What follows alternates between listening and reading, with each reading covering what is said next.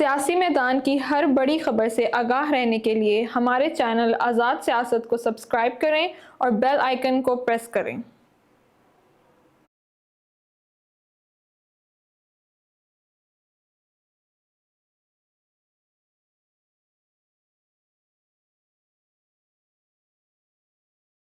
बिस्मिल्लाहिर्रहमानिर्रहीम। आज़ाद सोच के साथ मैं हूं सुज़ैन जहान खान और आज मेरे पैनल में थोड़ी सी चेंजेस आई हैं। आज मेरे साथ मौजूद हैं इमरान वसीम साहब और तैयब बलोच साहब।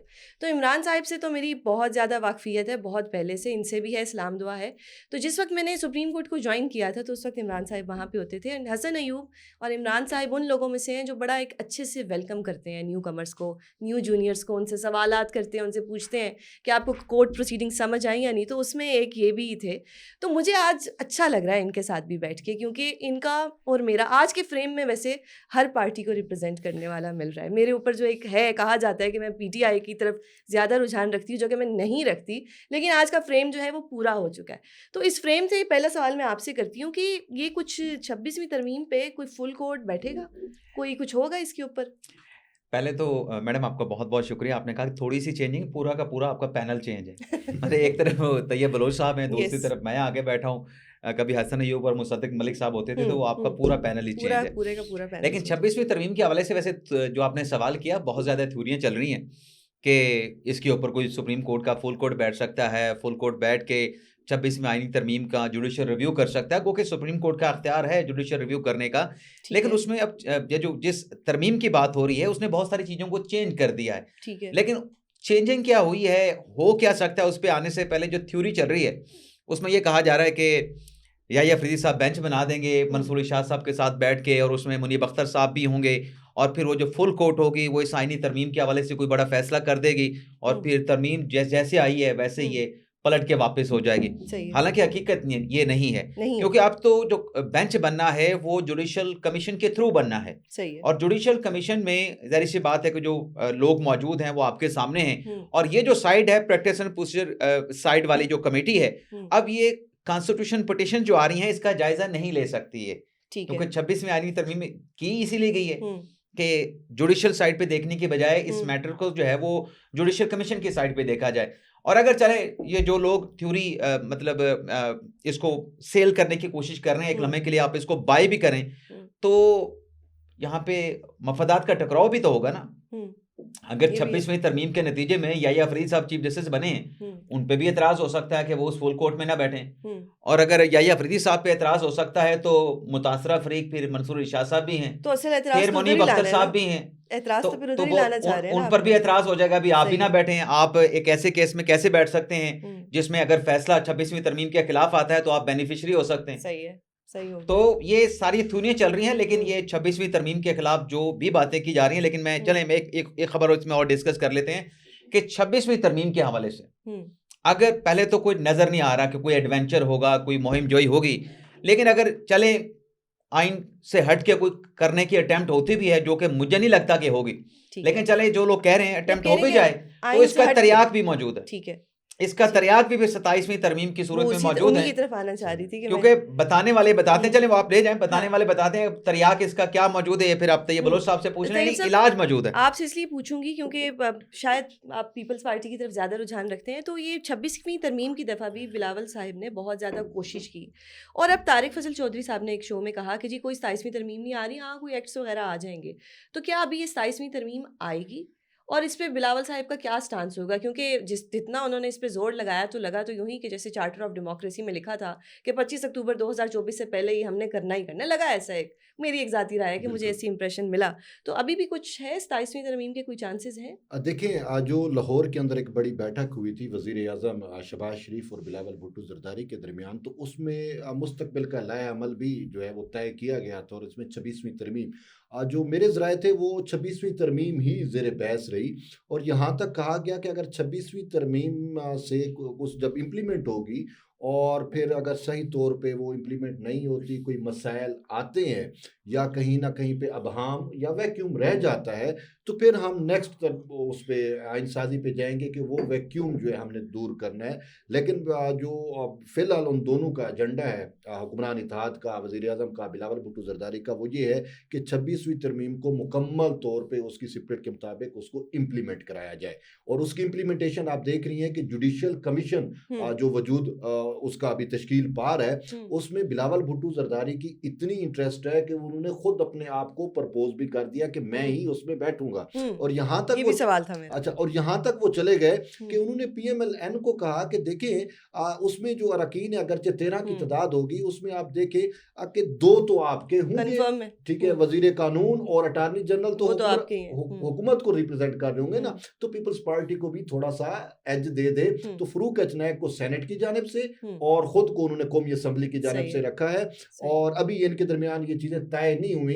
लेकिन दूसरी साइड पे ये भी कहा जा रहा है कि PMLN की जानिब से ये खबर चला दी गई कि इरफान सदीकी सेनेट की जानिब से होंगे और बिलावल भुट्टो ज़रदारी कौमी असम्बली की जानिब से होंगे। लेकिन अभी तक ये चीजें कंफर्म, दोबारा कोई बैठक होगी, दोबारा बैठक भी होगी शायद आज शाम तक या रात तक, शायद ये चीजें कंक्लूड भी हो जाए। लेकिन इसके साथ साथ एक खबर आपको और भी देनी है, और खबर वो ये है कि मौलाना साहब के साथ हाथ हो गया।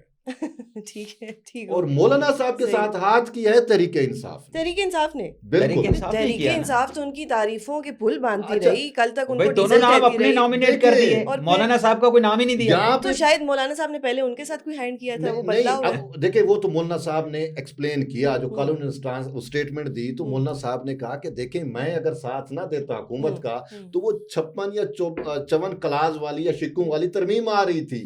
ये तो मैंने साथ दिया और उससे अब 24 तक चली गई है, तो वो मिनिमाइज हुई। और फिर उन्होंने कहा कि वो तो आपके लोग मैनेज करके बैठे हुए थे, तो फिर आप कहाँ मुंह छुपाते, ये तो मैंने उनको साथ दे के आपकी भी इज्जत रख ली है। तो मौलाना साहब मांग रहे थे सेनेट की कि Kamran Murtaza being a senator JUI पे वो जुडिशियल कमीशन का हिस्सा बने।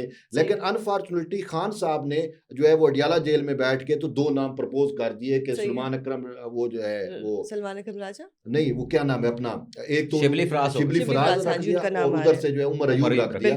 तो ये मौलाना साहब के साथ हैंड हो गया। और मौलाना साहब जो है, अब मौलाना साहब ने क्या किया, ये जो कॉन्स्टिट्यूशनल बेंच बना ना, ये तो पीपल्स पार्टी नहीं चाहती थी, ये तो नून लीग भी नहीं चाहती थी। कॉन्स्टिट्यूशनल बेंच जो है PTI चाहती थी, और PTI का ही मुतालबा मौलाना साहब ने हुकूमत से मनवाया। और दूसरी साइड, लेकिन PTI तो ये भी कहती है कि ये फॉर्म 47 की पार्लियामेंट है, और मौलाना साहब भी कहते रहे, तो फिर उसी पार्लियामेंट में वो बैठ भी गए और तरमीम पे भी आ गए।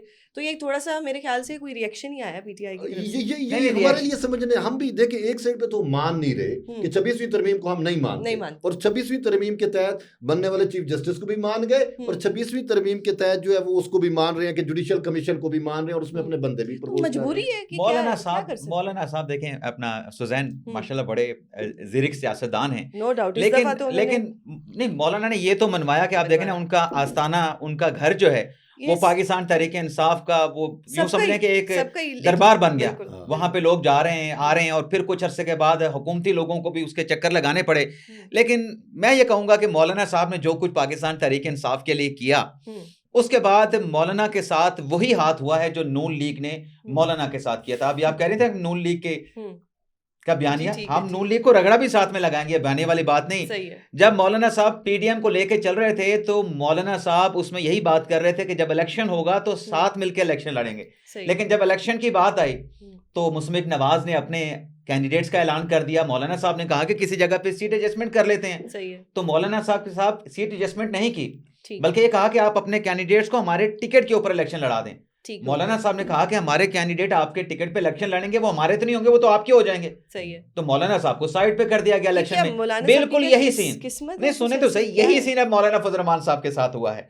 जिनके लिए मौलाना फजल रहमान साहब ने इतनी तगदो की, इतना स्टांस लिया, उनके किचन का खर्चा बढ़ गया मौलाना साहब का। PTI वाले आ रहे हैं, PTI वाले जा रहे हैं। पीपल्स पार्टी को ख्याल रखना चाहिए था ना मौलाना साहब के साथ। ये PTI वालों को ख्याल रखना था कि जब भी आ रहे हैं उनके लिए कबाब बन रहे हैं, उनके लिए स्नैक्स बन रहे हैं, उनके लिए खाने तैयार हो रहे हैं। मौलाना साहब रोज अपना दरवाजा खोल के देखते हैं कोई PTI वाला बाहर ठहरा तो नहीं, मैं उसको लेके अंदर आ जाऊं, तो बाहर कोई मिलता नहीं। अब मौलाना साहब के साथ जो हाथ हुआ, उसके बाद इमरान खान साहब भी शेर बन गए। अब ये मिलिट्री कोर्ट्स वाला तो इसमें से निकलवा लिया गया, जो खदशा था ठीक कि है। कहीं खान साहब का केस मिलिट्री कोर्ट की तरफ ना चला जाए। वो कंफर्म हो गया क्या? नहीं सुने तो अभी 26वीं तरमीम में तो कंफर्म हो गया है। यस, यही मेरा सवाल हाँ था कि आप- 26वीं तरमीम तो कंफर्म हो गया है। ठीक है। अब कल एक रिपोर्टर ने सवाल कर लिया कि वहां पे मौलाना साहब ने वोट किया है, तो इमरान खान साहब जवाब देने लगे, तो पीटीआई के किसी रहनुमा ने जो चीजें रिपोर्ट हुई हैं बताया कि मौलाना साहब की बड़ी काविशें हैं, मौलाना साहब ने बेशक 26वीं तरमीम में वोट दिया है, लेकिन मिलिट्री कोर्ट वाला जो चैप्टर है उसे निकलवा दिया जिसमें इमरान खान साहब का केस मिलिट्री कोर्ट में जा सकता था। सही। तो खान साहब ने शेर बन के कहा, मैं कौन सा मिलिट्री कोर्ट में जाने से डरता था, हम्म। मैं तो बिल्कुल नहीं डरता तो मिलिट्री उनकी कोर्ट में जाने personality तो से। ऐसी है। लेकिन मैडम देखे ना, अगर नहीं डरते थे तो फिर हाई कोर्ट में, इस्लामाबाद हाई कोर्ट में पिटिशंस क्यों दायर की थी? क्योंकि वो भोंडे केसेस से करनी तो थी ना। नहीं भोंडे थे CC जैसे थे, CCTVs फिर गायब दलेर हो गए। बनते, शेर बनते। तो वो तो बने हुए हैं, देखिए बैठे नहीं हुए नहीं हैं। नहीं, शेर तो तब बने जब मौलाना साहब की इमरान वो साहब, आप इस बात को माने कि वो पाकिस्तान छोड़ के नहीं गए, ना वो बीमार हुए, ना उनकी चीखें निकली कि आज इस डॉक्टर को बुला दो, आज इस पाकिस्तान hospital में छोड़ के shift तो कर तब दो। जाएंगे ना जब जेल से बाहर आएंगे। तो इस तरह तो बड़े लोग थे जो पाकिस्तान से जेल से ही गए थे कि जी हम लोग 8 दिन में वापस आएंगे, और फिर 8 दिन में वो वापस वो नहीं आए। गए नहीं थे, उनको भेजा गया अच्छा, था, भेजा गया था, लेकिन खान फिर साहब ने खुद भेजा था। एतबार करके भेजा था कि 8 दिन बाद आ जाएंगे, लेकिन फिर वो 8 दिन 4 साल बन गए, और फिर जब रेड कारपेट बिछा तो वो आए। तो ये तो खान साहब की बहादुरी को आप करें ना, इसमें देखिए आप खुद मुझे बता रहे हैं कि आपका नाम जो है इमरान बड़ा खूबसूरत है। ये मैं बता दूं क्या रीजन है? आप बता दें, बिल्कुल बता दें। इनका नाम है इमरान वसीम। तो इमरान खान साहिब से जब वो क्रिकेटर थे तो ये बहुत इंप्रेस थे, और वसीम अकरम साहिब से, ये मेरे ख्याल से मैं एक ब्रेकिंग न्यूज़ ही दे रही हूँ। नहीं मैंने तो पूरी इन्होंने नाम बताइएगा। चेंज किया था। अब आगे आप पूरी बताएं, फिर बताएं। मैंने आप आपसे खुद ये कहा बताएं। था कि मेरा नाम शाहजहां था, और और बहुत फिर खूबसूरत नाम था, जब लेकिन ये उससे क्रिकेट भी में इमरान खूबसूरत खान साहब का जो है वो तूती बोला करता था, अच्छा, तो अब मैंने बताएं, अपना आप नाम भी चेंज किया। खान के फैन तो है ना? नहीं, खान का मैं फैन बतौर क्रिकेटर, ठीक है, ठीक है, इस हद सियासी तक तो तौर पे मानेगा। नहीं, सियासी तौर पे मुझे बहुत ज्यादा चलिए, एहसास आप हो इतना गया, तो खान मान साहब की लेना। सियासत को समझ चुका हूँ हम्म, कि सिर्फ मुल्क में उनकी अदम इस्तेकाम ठीक है। रखेंगे तो उनकी सियासत चलती है, मुल्क में इस्तेकाम आ जाए तो खान साहब की सियासत जो है वो नाकाम हो जाती तो है, फेल हो फिर आप जाती है। दुआ करें ना कि मुल्क में इस्तेकाम आ जाए, ताकि ये जो नून लीग वाले हैं जो सुबह शाम खान खान नहीं नहीं, खान खान लगे हुए होते हैं, इस्तेकाम आता है, लेकिन इस्तेकाम आ खान जाए। साहब को वो इस्तेकाम भाता नहीं है। अच्छा, ठीक है, ये हाँ। आपका पॉइंट हो वो गया। कोई ना कोई जलसा, कोई ना कोई चढ़ाई जो है वो इस्लामाबाद पे कर देते हैं। सही हो गया। अब मुझे एक चीज़ बताइएगा, एक कहा जाता है कि डील हुई है खान साहिब की, तो अगर डील हुई है तो 9 माह पहले ये डील क्यों नहीं हुई थी? और अगर ये डील का ही नतीजा है तो क्या खान साहिब भी बाहर आएंगे? और एक और चीज़ भी कि जो पेशावर के ATC कोर्ट्स हैं वहाँ से तो बड़ा रिलीफ मिला है, तो ये डील है या नहीं है? देखें चीज़ें अगर इस हवाले से जो वज़ीर दिफा हैं उनकी भी एक स्टेटमेंट सामने आई है, और बुशरा बीबी का जो बाहर आना, तो उस हवाले से भी यही तसर दिया गया कि ये डील का जो है वो नतीजा लेकिन है। जमान पार्क के बाहर तो कल भी बड़े ये नैब के अफसर पहुंच गए थे, और हरासमेंट तो उसी तरह से देखिए हुई। वो चीज़ें तो अभी जारी रहेंगी ना, एकदम तो मतलब ये नहीं है कि बिल्कुल आपको जो है वो रिलीफ मिल जाएगा हर चीज़ में। हर चीज़ का थोड़ा वक्त प्रोसीजर है, आहिस्ता आहिस्ता चीज़ें ख़त्म होती हैं। अब जब डील हो जाए, अंडरस्टैंडिंग असल में लफ्ज़ था, बताइए साहब, वो अंडरस्टैंडिंग का। लफ्ज होता है ना, हाथे के दांत दिखाने के अच्छा। और चबाने के और। नहीं, सही ये है। उस चीज़ थी, अंडरस्टैंडिंग हुई है, सही ठीक है। है। अब अंडरस्टैंडिंग से नेक्स्ट फेज होता है डील का, सही है। ठीक है। तो अंडरस्टैंडिंग तो है, हम्म। ठीक है ना। तो अब अंडरस्टैंडिंग के तहत ही मैं आपको बताऊं कि जो 26वीं आईनी तरमीम हुई है, जी। इसमें जो PTI का पूरा हम किरदार देखते हैं, बिल्कुल फ्रेंडली अपोजिशन का था। सही है। कोई कापियां नहीं फाड़ी, कोई शोर-गुल नहीं था, कोई पार्लियामान के अंदर आप भी उस रात को देख रही थी जो कुछ हो रहा था। तो ये सब कुछ क्या है? ये वही अंडरस्टैंडिंग ही है जो इनके दरमियान हो चुकी है। सही है। और अब खान साहब के बारे में भी यही कहा जा रहा है कि कहीं ना कहीं अंडरस्टैंडिंग है, ठीक है। लेकिन एक चीज वहां पे मैटर कर रही है, और वो मैटर कर रही है कि जिस तरीके से 9 मई वाला एक वकूआ हुआ जी। और उसको प्रेजेंट किया गया, मैं ये नहीं कह रहा कि, लेकिन उसको प्रेजेंट ऐसे किया गया कि पाकिस्तान की सालमियत पे, खुद मुख्तारी पे एक बहुत बड़ा हमला। अब अंडरस्टैंडिंग हो, डील हो, तो फिर वो जो बयानिया बनाया गया वो बयानिया कहाँ पे रहेगा? और ये फिर मुस्तकबिल ये सवालिया निशान रहेगा कि अगर आप डील कर लेते हैं, अंडरस्टैंडिंग कर लेते हैं, कुछ भी कर लेते हैं, और अगर खान साहब को और उनके वर्कर्स को उसमें रिलीफ मिल जाता है, तो कल को ये जो बलूचिस्तान के अंदर बलोच मूवमेंट चल रही है, ये BLA वाले आके अगर अटैक कर देंगे तो आप, वो प्रेसिडेंट बन जाएगी, आप उनको भी कुछ नहीं कर सकेंगे। अगर कल को PTM वाले आ जाते हैं, वो कुछ कर सकते हैं, तो वहां पे जो है वो फौज को भी के लिए एक मसला है कि हम जितनी भी अंडरस्टैंडिंग कर लें, तो ये 9 मई से इनको कैसे जान खुलासी कराएं, ठीक है ना। तो ये उनके लिए एक बहुत बड़ा प्रॉब्लमेटिक एक चीज है। अब इससे बचना जो है वो बचते हैं, नहीं बचते। अब आपने जो कहा था 27वीं तरमीम अगर आएगी तो उसमें फिर मिलिट्री कोर्ट वाला मैटर जरूर होगा। सही है। अब ये होगा अगर डील हो गई, मिलिट्री कोर्ट भी होगा तैयब बलोच साहब, उसमें फिर हो सकता है कि फेडरल कॉन्स्टिट्यूशनल कोर्ट भी है। और जो आपने सवाल उठाया ना डील वाला, तो डील के हवाले से मैंने 2 सोर्सेज से पता किया है कि आपने क्वेश्चन अच्छा रेज किया कि जो हालात वाकयात आपको नजर आ रहे हैं इसमें मतलब कुछ भी हो सकता है, और ये पाकिस्तान की एक तारीख है कि आज जो हालात हैं वो कुछ माह के बाद चेंज भी हो सकते हैं। लेकिन आज के दिन की अगर हम बात करें तो सुजैन मैंने 2 सोर्सेज से काउंटर किया है, कोई डील नहीं है, कोई कंसेशन नहीं है, बानी पीटीआई के लिए कोई डील नहीं है, कोई कंसेशन नहीं है। मैडम बुशरा बीबी साहबा जिस अंडरस्टैंडिंग के तहत बाहर आई हैं वो गंडापुर साहब अब बताने से गुरेजा हैं, तो लेकिन डील और अंडरस्टैंडिंग में फर्क बताए ना, बात तो एक ही होगी ना। अंडरस्टैंडिंग ये आप उसको ले सकते हैं कि कोई नया मुकदमा नहीं बनेगा, ठीक है, सिर्फ इस हद तक है। सही है। डील ये हो सकती है कि उससे बढ़कर आपको रिलीफ दिया जाए कि आप सियासत भी खुल के करें, आपको कोई पूछने वाला नहीं होगा, आप जो है वो चढ़ाई भी करते हैं इस्लामाबाद पे, आप लॉन्ग मार्च भी लेके आए, आपके रास्ते नहीं रोके जाएंगे, आपको टोका नहीं जाएगा, आप इंतशार की सियासत करें, इत्मीनान इस्तेहकाम की सियासत करें। तो ये ऐसी कोई बात नहीं है, कोई डील नहीं हो रही।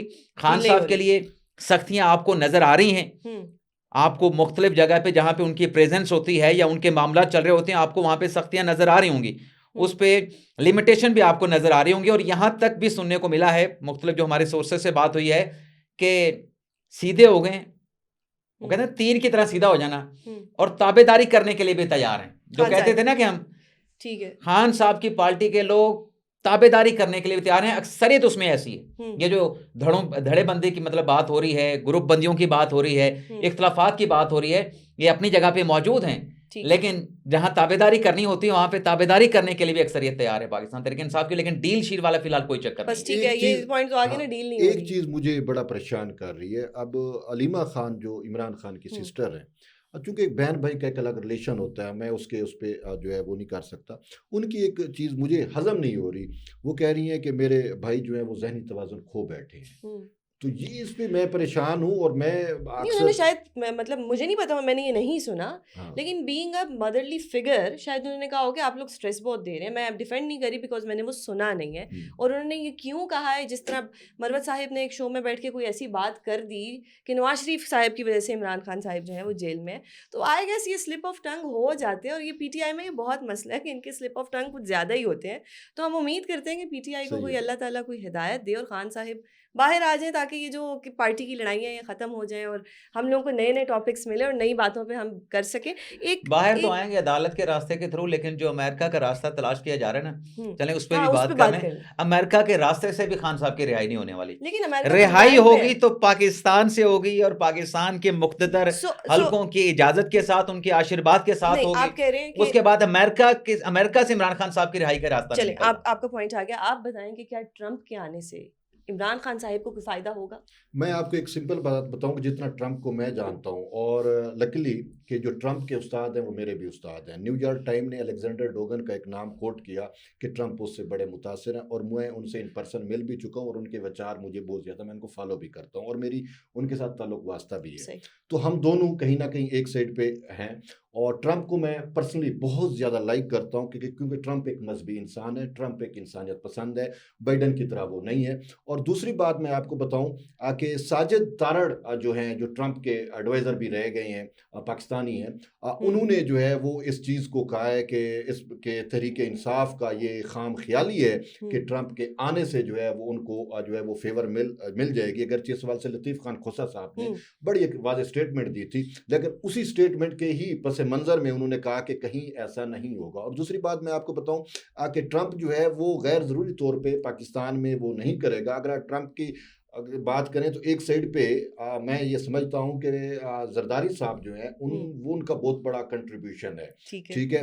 वो अगर एक साइड पे बाइडन के साथ उनकी दोस्ती संगत है, तो दूसरी साइड पे ट्रंप के साथ भी उनके अच्छे ताल्लुकात हैं। और ये है कि अगर ट्रंप, मैं एक रास्ता भी दे रहा हूँ कि कल कना अगर ट्रंप हमारी एस्टेब्लिशमेंट पे या हमारी हुकूमत पे दबाव भी डालता है, तो ट्रंप की चाबी जो है वो मैं आज बता देता हूं कि ट्रंप की चाबी मास्को की चाबी भी है। हाँ, ट्रंप की चाबी मास्को में है। तो अगर मास्को का एक विजिट हमारे वजीर आजम साहब लगा लें, ना भी लगा लें तो मुझे ही भेज दें, तो वो ट्रंप को हम वो कर लेंगे, नॉर्मल कर लेंगे, कोई इतना इशू नहीं। सही हो गया। इस चाबी पे मैं रिसर्च करूंगी, क्योंकि मुझे नहीं पता मास्को में कौन सी चाबी है।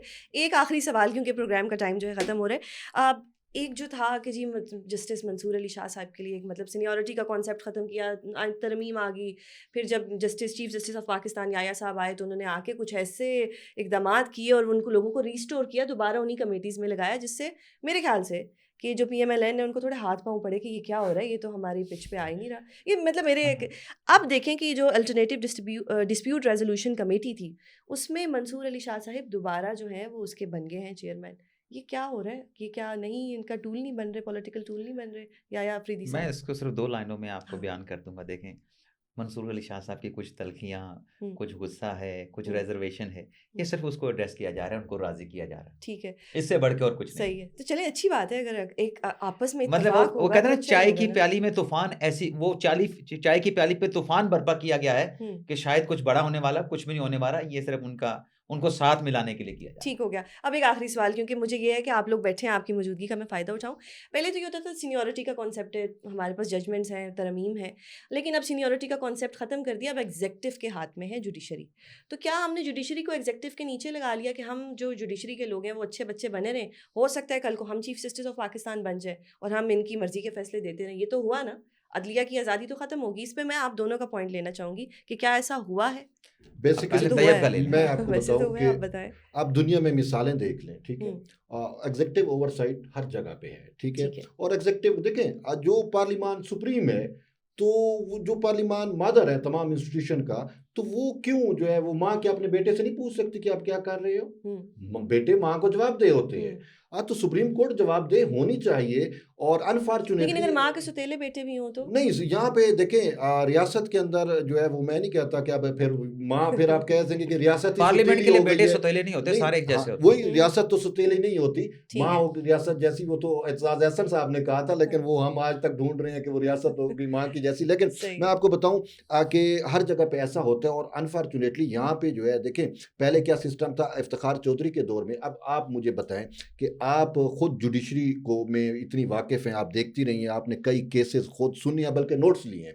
मुझे ये बताएं कि क्या ऐसा होता है कि जिस तरीके से जजों का एक एलीट क्लब बन गया था, आप हुँ, बताएं कि किस मुल्क में होता है कि एक ही चैम्बर के 3 जज एक ही जगह पे लगे हुए हों? हुँ, कहीं अच्छा, आपका भी हक है जज बनने का, हुँ, औरों का भी, वकला का भी हक है। ये तो नहीं है कि सिर्फ एलीट क्लब और जज का बेटा ही जज, या हुँ, एक ही चैम्बर से। अब हामिद खान के चैम्बर से कितने वकला जो है वो जज बने, ठीक है हुँ, ना। तो ये एक एलीट क्लब बन गया था। मैं अनफॉर्चुनेटली मुझे ये कहने दीजिए कि एक जज, उसका डोमिसाइल लाहौर से है, वो हुँ, लाहौर के हैं, लेकिन वो चले जाते हैं सिंध में, और सिंध में डोमिसाइल बनवा के सिंध की हाई कोर्ट में बतौर जज इंडक्ट होते हैं, हुँ, और फिर सिंध के कोटे पे सुप्रीम कोर्ट में आके जो है वो अब ये हुँ। कहाँ का, ये क्या चीजें हैं? अब सही है। इन्हीं चीजों को तो मैं इसको इसी वजह से ये बिलावल तैयब साहब ने बहुत सारी बातें कर दी, हुँ, इसमें थोड़ा सा ये शामिल कर लें कि जो आप कह रहे हैं कि एग्जेक्टिव का ओवरसाइट आ जाएगा, हुँ, जब ये तो 26वीं आईनी तरमीम के जरिए होगा ना। ठीक है। जब पूरा अदलिया का कंट्रोल था, जजेस की अपॉइंटमेंट पे अदलिया हुँ, मुकम्मल तौर पे आज़ाद थे, 26वीं हुँ, आईनी तरमीम से पहले कोई एग्जेक्टिव की मदाखलत नहीं थी। हुँ, मुल्क को क्या मिला?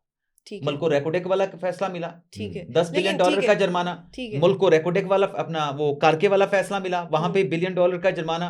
हुँ, 2 वजीर आजम घर चले गए।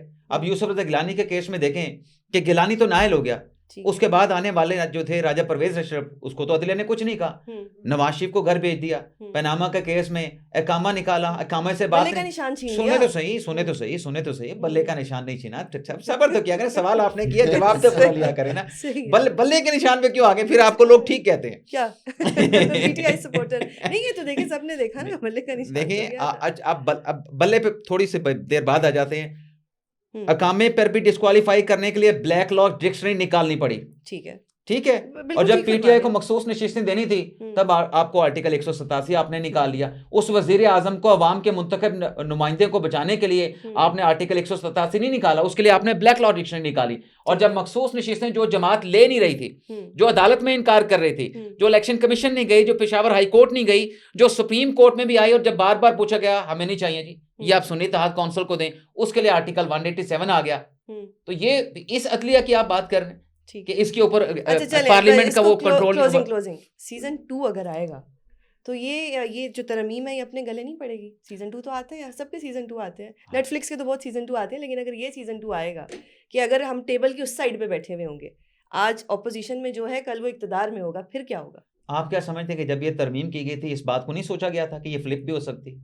कुछ बहुत सारी चीजों को सोच के की गई है ना। नहीं, अगर सोच के किया जाता तो ये अब साइड्स पे हट रहे तो फिर तो साइफर केस बड़ा मजबूत केस था, तो उसमें तो खान देखिए, साहब के कुछ भी सबसे- मसला हो सकता था। आज उसमें तो आप आपने लगता है फिर प्रोग्राम ये- क्लोज नहीं करना चाहते, चले सब- बिस्मिल्लाह करें। आपकी सबसे मौजूदगी सब का सब फायदा उठा रहे हैं देखें कि किसी कुछ सोच समझ के नहीं हुआ। सोच ये थी कि पार्लिमान का कलेक्टिव विजडम प्रिवेल करना चाहिए। है। असल सोच ये थी, चाहे वो कल को तरीके इंसाफ पावर में आ जाए, 2/3 ले जाए, ठीक वो है, कलेक्टिव विजडम तरीके इंसाफ के सही है। उन्हीं का होगा। असल सही में ये था कि कलेक्टिव नहीं तो ये बलोच इस पे बात ये नहीं बनता, उसको- इस पे आर्गुमेंट ये नहीं बनता। इस पे आर्गुमेंट ये बनता है कि जब हुकूमत चेंज होगी और बानी पीटीआई की हुकूमत आएगी वो इस तरमीम को रिवर्स करेगी। वो इनका एतराज ये है, नहीं, ये वो- इस तरमीम को मानते नहीं। जो आप कह रहे हैं कि आप टेबल वो की कैसे दूसरी साइड रिवर्स पे आप बैठे करेगी? होंगे, इनको तो रिवर्स करना चाहिए। वो ठीक कैसे है। रिवर्स और करेंगे? अगर वो तो बात- सबसे पहले कहते हैं कि हमें इसी 26वीं यानी तरमीम के तहत सबसे पहली दरखास्त ही उनकी गई कि हमें इसके तहत फेवर दी जाए, इंट्रा पार्टी Yes. इलेक्शन का मैटर वो कहते हैं Yes. कॉन्स्टिट्यूशनल को बेंच को भेजा जाए। हम्म, वो तो देखें जिन चीज को नहीं मान रहे होते प्रैक्टिकली वो उस चीज के कर रहे हक होते में हैं। फेवर में वो जा रहे होते हैं कि मैंने हमें मैडम फेवर के भी दी सवाल जाए। पे कहा कि ये हुकूमत चेंज भी हो सकती है। मैंने कहा जिनकी हुकूमत चेंज होगी, जिनकी आएगी हम्म। यानी पीटीआई की आएगी, वो तो वैसे ही इस तरमीम के खिलाफ है, उनको तो चाहिए तो इसको आगे रिवर्स कर दें। चलिए, तो फ्यूचर में पता लगेगा क्या होता है। इमरान सर, आपके वक्त का बहुत शुक्रिया। मुझे आज वाकई आपसे ये पॉडकास्ट करके बड़ी खुशी हुई है। सही है। सर, आपका भी बहुत Thank you. शुक्रिया। मुझे आपसे भी बात करके खुशी हुई, क्योंकि मैंने वही कहा ना कि आज एक वो डिफरेंट रिप्रेजेंटेटिव्स डिबेट अच्छी बैठे हो। हुए हैं। तो अगर आपको हमारा चैनल पसंद आए तो उसको लाइक और सब्सक्राइब जरूर कीजिएगा। अल्लाह हाफिज।